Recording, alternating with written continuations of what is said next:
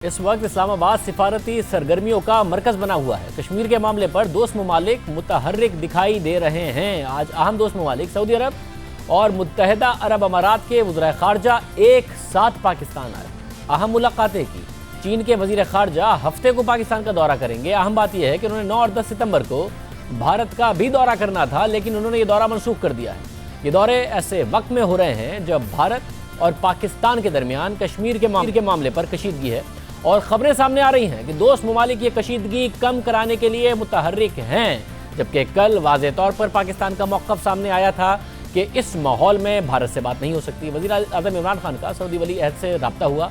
आज सऊदी अरब के वज़ीर मुमलिकत बराए ख़ारजा आदिल अल जुबैर और मुत्तहदा अरब अमारात के वज़ीर ख़ारजा शेख अब्दुल्ला बिन ज़ायद अल नहयान एक साथ पाकिस्तान पहुँचे। उन्होंने वज़ीर आज़म इमरान खान, वज़ीर ख़ारजा शाह महमूद कुरैशी से मुलाकातें की। वज़ीर आज़म से मुलाकात के बाद जारी इलामी में कहा गया कि सऊदी अरब और मुत्तहदा अरब अमारात कशीदगी में खात्मे में मदद के लिए राब्ते में रहेंगे। खित्ते की सूरत हाल से मुताल्लिक़ ये अहम मामला है। इसी सिलसिले में अहम दौरे हो रहे हैं। क्या क्या आज बातें हुई, किस हद तक पाकिस्तान ने अपना मौक़िफ़ दिया, वो पैगाम उन्होंने पाकिस्तान से लिया या वो पैगाम देने आए थे। वज़ीर ख़ारजा शाह महमूद कुरैशी हमारे साथ मौजूद हैं। शाह साहब बहुत शुक्रिया। शाह साहब, आमतौर पर ख्याल किया जाता है कि जब पाकिस्तान के जो दोस्त अरब ममालिक हैं उन वहाँ से कोई आए तो वो आमतौर पर पैगाम देने आता है, तो ये सरबराहान ये वज़ीर ख़ारजा आए तो पैगाम देने आए थे या पैगाम लेने आए थे? आप लोगों ने कोई मैसेज दिया है? सच्ची बात है, मैसेज हमने दिया।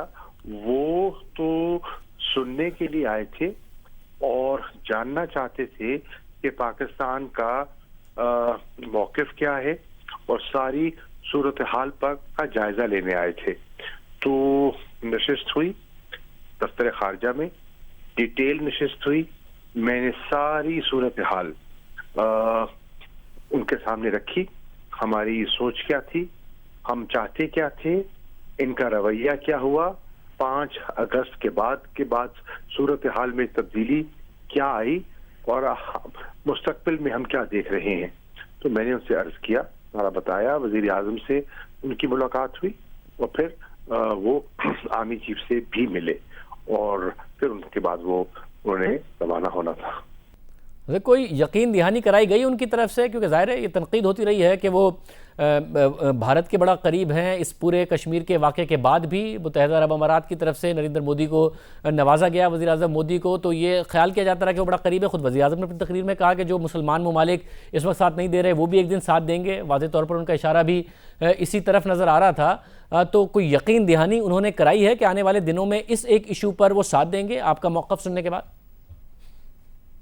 मैं आज आपको बिल्कुल ये तसल्ली देना चाहता हूं कि इंशाअल्लाह, चाहे न्यूयॉर्क का कश्मीर का कॉन्टैक्ट ग्रुप का इजलास हो, चाहे पाकिस्तान ने OIC का स्पेशल इजलास बुलाने का फैसला किया, भरपूर तरीके से आप वो हमारा साथ भी देंगे और हमारे साथ खड़े आपको दिखाई भी देंगे।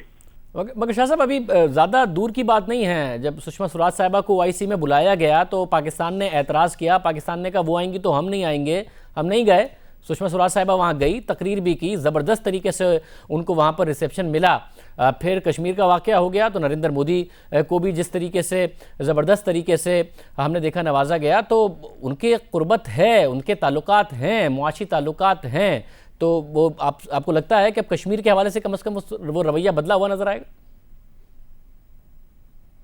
जी, मैं आज कर रहा हूं कि मुझे आज की नशिस्त के बाद मैं बहुत मुतमईन हूं और इंशाअल्लाह मुझे एतमाद है कि जब भी हमने इजलास बुलाया और उनसे मदद मांगी, हमें मायूस नहीं करेंगे।